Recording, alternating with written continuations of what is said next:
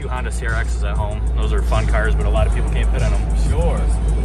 Very fun cars. Yeah, these Miatas are all about the driving experience, you know. I was gonna say, this one and the Mustang look the most fun on this track. Oh, yeah. I wish they would have brought a couple more sportier things. Yeah. But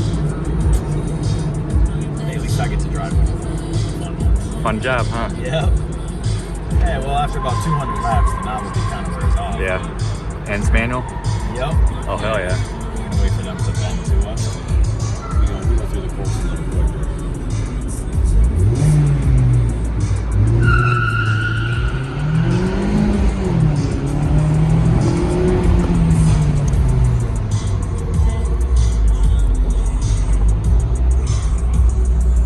You're gonna feel this in your leg tomorrow, aren't you? I was yesterday. Yeah. Oh, you did this yesterday too? Yep. Tomorrow too?